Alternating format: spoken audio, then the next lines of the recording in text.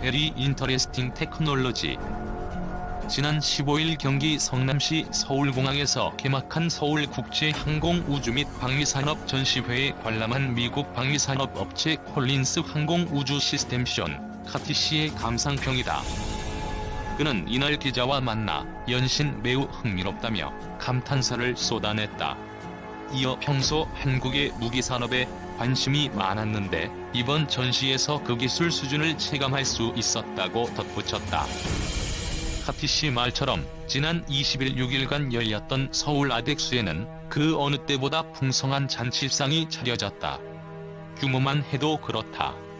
올해는 34개국 430개의 방산업체들이 참가했다. 전시회장도 실내 전시장과 공항 활주로를 야외 전시장으로 꾸며 역대 최대 규모로 선보였다. 이로 인해 입장부터 외국에 온 것 같은 착각이 들 정도로 다양한 언어가 들려왔다. 최신 장비를 한 눈에 해외 바이어들 인터레스팅 연발. 실내 전시장 입구로 들어서자 S&T 모티브, 풍산, 현대차, STX 엔진 등의 국내 소형 장비와 부품들이 눈에 띄었다. S&T 모티브 부스에는 2019 최신 모델이라고 적힌 소총들이 전시됐다. STX 엔진 부스에 전시된 제품들 앞에도 해외 바이어들은 질문을 쏟아내고 있었다. 신형 박격포와 원격 조종 무장 장치를 전시하고 있는 현대차 부스에서는 터키에서 왔다는 한 바이어가 엄지손가락을 치켜드는 모습이 보였다. 그는 전시된 장비들을 살피며 줄곧 고개를 끄덕였다. 한국항공우주산업 실내 부스에 있는 PVI 시뮬레이터 앞에는 한무리 공군이 진지하게 설명을 듣고 있었다. 카이 부스 바로 옆에는 한화 부스가 꾸려져 있었다. 이곳에 들어서는 사람들이 한화의 방산업체가 이렇게 많아라며 한마디씩 던질 정도로 한화 방산 계열사가 총출동했다. 한화에어로스페이스, 한화디펜스, 한화시스템 제품들이 전시장 한쪽을 가득 메우고 있었다.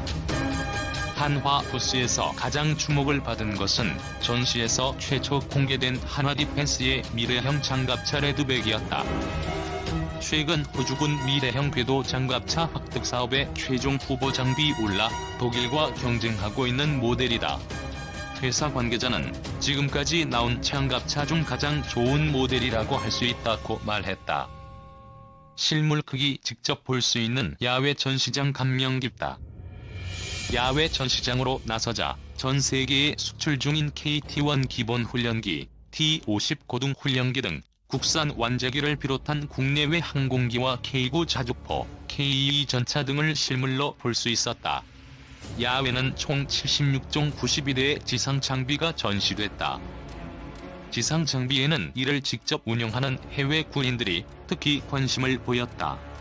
현대로템의 K2 흑표 전차 앞에도 설명을 듣기 위한 발길이 끊이지 않았다. 군 관계자는 최신 장비라서 외국인들이 가장 궁금해하는 것 같다고 말했다. 유수프 나이지리아 육군 참모총장은 전시를 보고 한국 군인들이 매우 전문적이다고 생각했다며 무기도 매우 훌륭하다고 말했다. 전투기가 늘어선 뒤쪽으로 이동하자 이번 전시에서 가장 큰 기대를 받은 KF-X 전투기 모형 앞에 방문객들이 모여 있었다. KF-X는 한국형 차세대 전투기로 미래 영공 방어의 핵심으로 꼽힌다. KF-X가 일반에 공개된 것은 이번이 처음이다. 미국 프리퀸티스 디펜스의 바이어존은 평소 작은 비행기 모델들만 볼 수 있었는데 이번에 실물 크기를 직접 보게 돼 매우 감명 깊었다며 전시를 보고 난 뒤 한국 무기 산업에 대한 생각이 달라졌다고 말했다. 이 밖에도 야외 전시장에는 미국의 지상 장비들도 전시됐다. F-16 전투기, A-10 대전차 공격기, MH-60R 해상작전 헬기 등이다. 전시장을 찾은 미국 군인들은 반가워하며 앞에서 사진을 찍기도 했다. 전시장 한쪽에는 국내 육군 대형 홍보관도 운영됐다. 드론봇 전투체계, 워리어 플랫폼 등 차세대 군전투 체계를 선보였다. 한편 서울 아덱스는 1996년 서울 에어쇼 96으로 출발했다. 2009년부터는 지상방산 분야까지 통합해 진행되며 국내 최대 항공-우주방산 전문 종합전시회로 자리 잡았다. 한국형 전투기 개발 사업의 사업 실패 우려로 사업 전반에 대한 검토가 필요하다는 주장이 제기됐다. 국회 국방위원회 김종대 정의당 의원은 8일 문재인 정부는 통수권까지 기망하고 있는 현행 KEFX 사업에 대한 실태조사와 함께 즉각적으로 플랜 B 검토에 착수해야 한다고 밝혔다.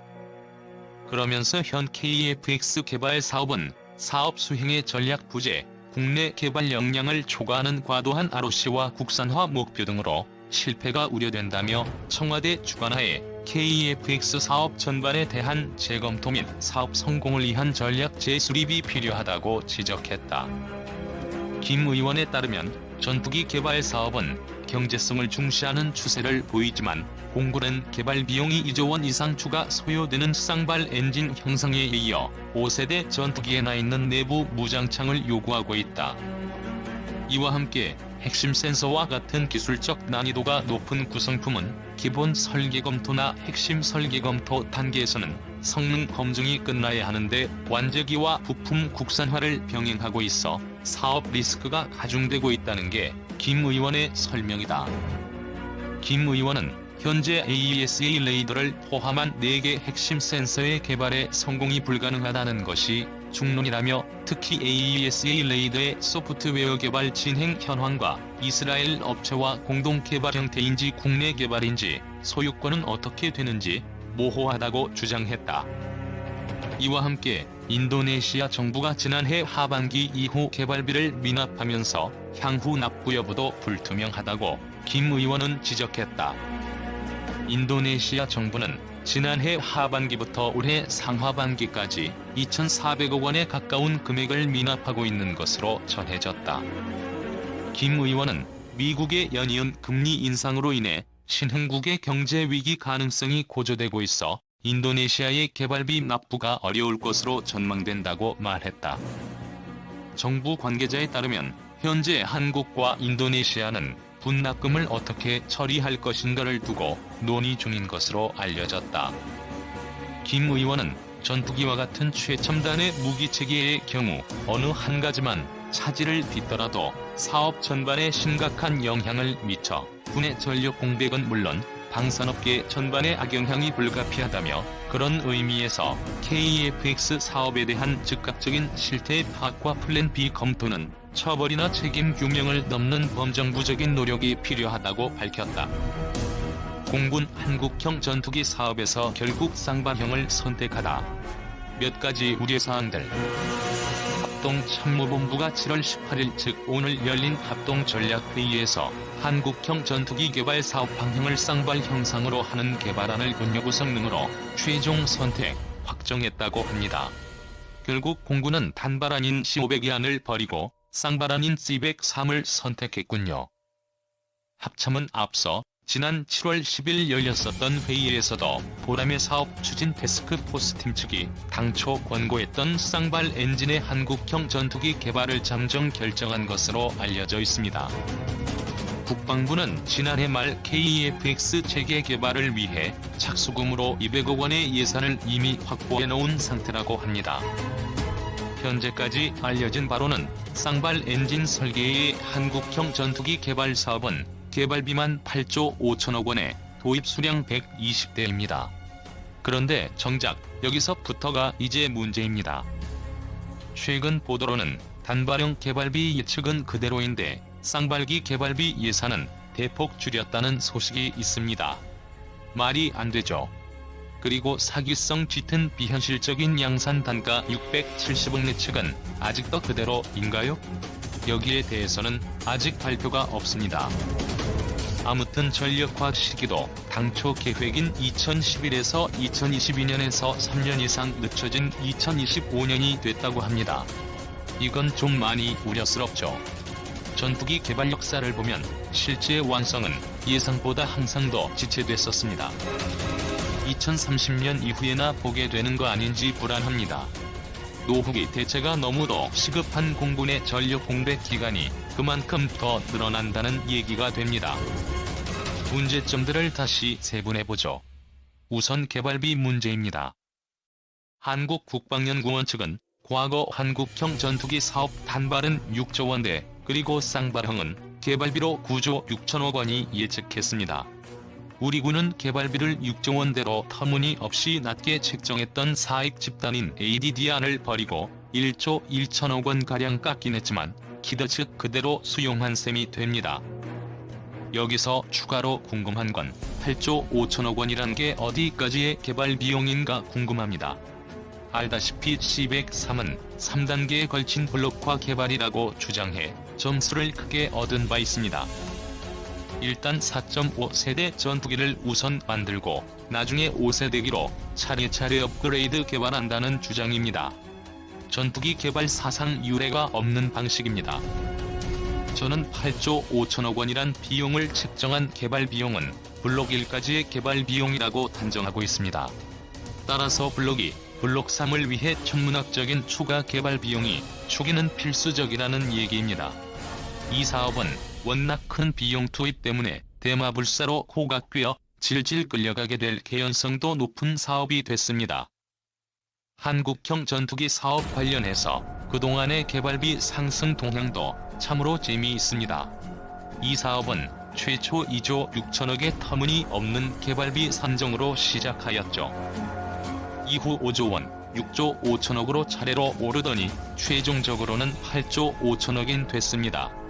그러나 개발비는 아직도 너무 적게 산정하고 생각하고 있습니다. 보다 현실적인 비용이 산정되길 바랍니다. 터키 TFX 사업의 3가지 개발 경합 모델입니다. 터키 공군 측은 한국 공군과는 달리 이 중에서 개발 리스크, 유지 비용, 단가를 고려하여 단발안을 밀고 있다고 합니다. 컨셉은 F-35를 보좌하는 전투기입니다. 한국형 전투기 사업과 비슷한 시기로 병행 진행되는 터키의 TFX 개발 사업과 많은 비교가 돼서 결과가 주목됩니다. 한국의 KEFX의 좋은 벤치 사례가 될 것입니다. 참고로 터키의 TFX 사업은 개발비만 100억 불에 200대 양산 기준 기체 단가를 1억 불로 산정, 총 300억 불로 예상하고 있습니다. 이게 끝이 아니죠. 아시다시피 기체 가격의 40에서 50%를 더해야 실제 전투기 구매 비용이 됩니다. 결국 터키 국산 전투기 TFX는 획득 비용만 F-35 가격이라는 얘기가 됩니다. 한국과는 너무도 다르죠? 더구나 터키 공군 측은 쌍발안을 선택한 한국 공군과는 정반대로 비용과 개발 리스크 문제 때문에 단발을 밀고 있는 것으로 알려져 있습니다. 그리고 300억 불 사업 비용도 자체도 너무 과소 산정됐다고 터키 내외에서 우려가 쏟아지고 있는 상황입니다. 이에 비해 한국형 전투기는 쌍발기임에도 개발비 8조 5천억 원에 120대 기준 양산 단가는 670억 원입니다. 비교해서 보시기 바랍니다. 한국과 터키의 전투기 개발 사업은 소요군의 입장과 개발비, 양산비 등 한국과 달라도 너무 다릅니다. 누가 과연 진실에 가까울까요? 여러분들이 냉정하게 판단해보시기 바랍니다.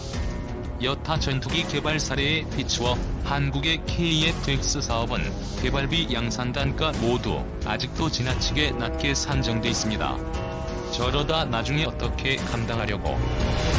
그리고 합참의 결정 즉 군의 소망사항이지 한국형 전투기 사업의 최종 결정은 아닙니다. 군 측이 이미 쌍발로 개발 방향을 결정했으니 이제는 기재부와 국회 통과가 남아 있습니다. 특히 기재부는 벌써 난색을 표명하고 있습니다. 한국의 잠재 성장률이 어디까지 떨어졌는지 아시죠? 미래 국방비 증가율은 현재보다 낮을 게 자명합니다. 따라서 향후 예상 이상의 개발비와 단가폭 등은 두고두고 군과 정부를 괴롭히게 될 공산이 큽니다. 아무튼 오랜 세월 동안 쌍발이나 단발이냐에 대해 이런 반구 공식적 언급이 없었던 공군 측은 지난 2월 18일 처음 열렸던 국방부 KEFX-TF 회의에서부터 쌍발기 개발 선호 입장을 공식적으로 표명했다고 합니다. 공군 측은 이 당시 김관진 국방장관과 방사청을 비롯한 고위층에 그들의 제안을 문서화하는 꽤 강한 대응을 한 것으로 알려져 있습니다.